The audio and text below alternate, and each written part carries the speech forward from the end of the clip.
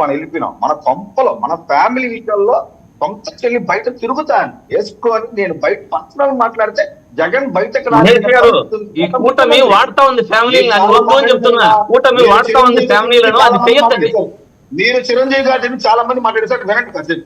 మీరు చిరంజీవి గారిని చాలా మంది వాడు మేము సినిమా జనసేన అధికార ప్రతినిధిగా నేను సినిమాల గురించి మాట్లాడే పరిస్థితిలో లేము. మీకు సినిమాలో కొత్త, అల్లు అర్జున్ మీకు కొత్త, మీకు కొత్తగా మీ సినిమా బ్యానర్ లో జగన్ ఫోటో మీకు కొత్త. మాకు ఇలాంటివన్నీ చాలా చాలా చూసి వచ్చేసాం సినిమాలు. రాజకీయాల్లో మీరు ముదురులు అయిండొచ్చు, సినిమాల్లో మేము ముదురులు. ఈ రోజు మా ట్రాప్ లో మెగా ఫ్యామిలీనో అల్లు అర్జున్ ఫ్యామిలీనో విడదీసి మాట్లాడుతూ ఏది పడితే అలా అల్లు రామలింగ గారి దగ్గర నుంచి ఎవరి దాకా తీసుకువచ్చి ఏదేదో మాట్లాడేశారు ఇష్టం వచ్చినట్లు. ఇక్కడ మేము ఎవరిని కూడా వ్యతిరేకించట్లేదు. సినిమా ఇండస్ట్రీ బాగుండాలని మనస్ఫూర్తిగా కోరుకుంటాం. యాజ్ అ మెగా ఫ్యాన్ నేను 3 రోజుల ముందు ఒక టీవీ ఛానల్లో కూడా పుష్ప సినిమా ఘన విజయం సాధించాలని మనస్ఫూర్తి కోరుకున్నాం. మేము రాజకీయాలు థియేటర్ల దగ్గర రాజకీయాలు చేసే బ్యాచ్ కానీ పరిస్థితులు మేము మాకు అవసరం లేదు. నేను దాని గురించి ఏది కూడా మాట్లాడను. మీరు ఓన్ చేస్తే చేసుకోండి, మాకేం నష్టం లేదండి. చెప్పాలంటే more over mega family cinema sir ఇది ఒక బిజినెస్. ఈ బిజినెస్ ట్రాప్ లో వైసీపీ వాళ్ళు పడ్డారు. పబ్లిసిటీ కావాలి సినిమాకి. అంబటి రాంబాబుతో స్టార్ట్ చేశారు.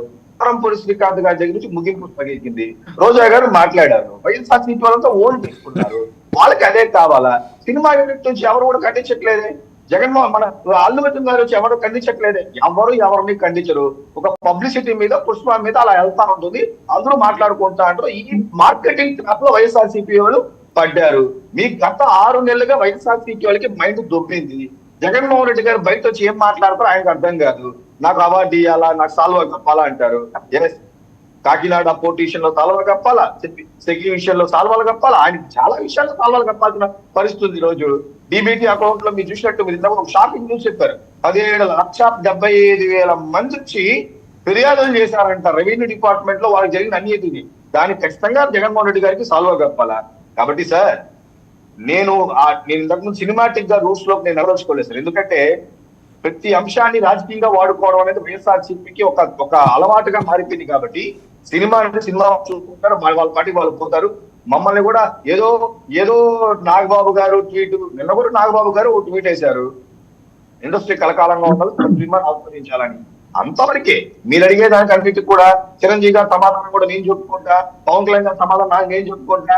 మేము ఆ స్టేజ్ లో లేవు.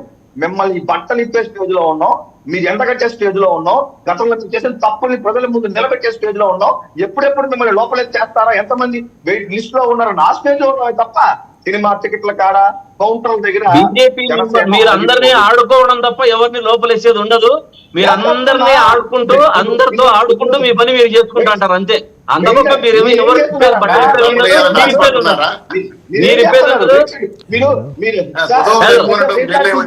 ఈ మధ్య వైఎస్ఆర్సీపీ ప్రతినిధులు అధికార ప్రతినిధులు టీవీ నుంచి ఏం చేస్తున్నారు అంటే నిజానికి 4 వారాల తర్వాత చేసే వాళ్ళని కూడా ఇప్పుడే చేసేయండి వాళ్ళని మీరేం చేసేయలేదు అంటే మనం ఏమన్నా చేసింది ఏమన్నా మనం భగవద్గీత చెప్పాం జనాలకి. మహేష్ గారు మీరు చెప్పినది 6 నెలలైంది, ప్రభుత్వం మీ చేతికి వచ్చింది 6 నెలలైంది. మాటలు తప్ప ఏమన్నా చేశారా?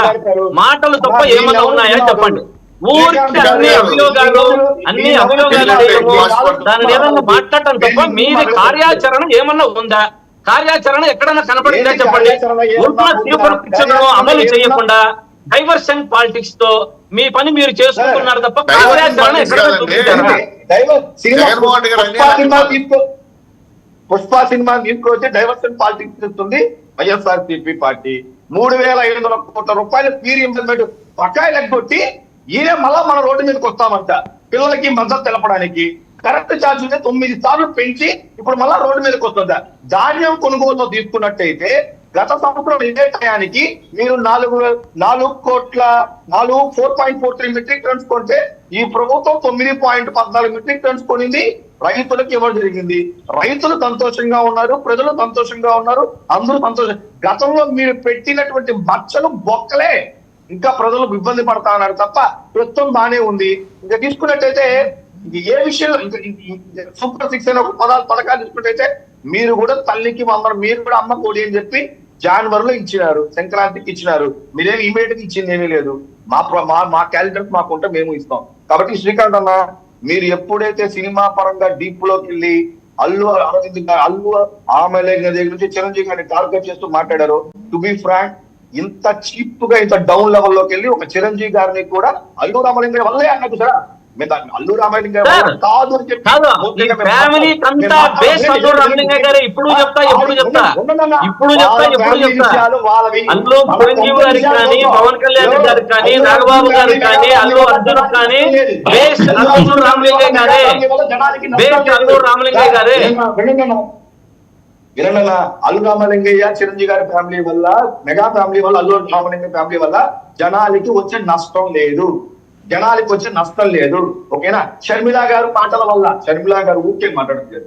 షర్మిల గారు ఒక రాష్ట్రానికి కాంగ్రెస్ మహిళా అధ్యక్షురాలు, ఒక ఇంట్లో సొంత చెల్లి మాట్లాడుతుంది అన్న గురించి, మన ఫ్యామిలీ రిలేషన్ గురించి ఎంత తక్కువ మాట్లాడితే అంత మంచిది వైఎస్ఆర్సీపీ వాళ్ళు. మన సొంత కొంపలో మనకు దిక్కు లేదు. సొంత తల్లి మీద కేసు చరిత్ర జగన్మోహన్ రెడ్డి గారు. ఈ రోజు రివర్స్ గేర్ వేసింది. వచ్చి 6 నెలలు అయినారు, ఏం చేశారు అని అడుగుతా ఉన్నారు. గుర్తు పెట్టుకోండి. రాజకీయాలు అయిపోతాయి. షర్మిల గారు రివర్స్ గేర్ వేసింది. ఈ రోజు మీరు అదే అన్న, మీరు పాలసీ మీద నేను ఎప్పుడు కూడా డిఫర్ కాలేదు. మీరు పాలసీ మీదే మాట్లాడితే దాని గురించి అవును మహేష్ గారు, షర్మిల గారు రివర్స్ గేర్ వేశారు, దానికి సమాధానం చెప్పండి. ఈ రోజు ఆమె చూసారా? ఈ రోజు ప్రెస్ మీట్ చేశారా? వచ్చి 6 నెలలు అయింది, మీరు ఏం చేశారు? అన్ని అభియోగాలు మోస్తున్నారు, ఏమన్నా చేయండి. ఏమి చేయలేదు కదా, ఏమి చేశారని చెప్పండి. ఏమి చేశారు? సూపర్ 6 ఏమి అమలు పరిచారు? సూపర్ 6 లో మీరు చెప్పిన దాంట్లో ఏదన్నా అమలైందా? ఒక్కటి పెన్షన్లు తప్ప ఏదన్నా ఇచ్చారా? ఒక్క పెన్షన్ తప్ప సూపర్ 6 ఏమన్నది మీకు తెలుసు. ఒక్క పెన్షన్ తప్ప ఏమి ఇచ్చారు చెప్పండి సార్. వాళ్ళకి వాళ్ళ ముఖ్యమంత్రి దగ్గర నుంచి వైఎస్ఆర్సీపీ కార్యకర్తల వరకు వాళ్ళ కంటికి ఏది కనబడదు. ఓకేనా? రెవెన్యూ జోన్ విషయం మర్చిపోయారా? 25,000 గుర్తుందా? Private పర్ణ right right Mahesh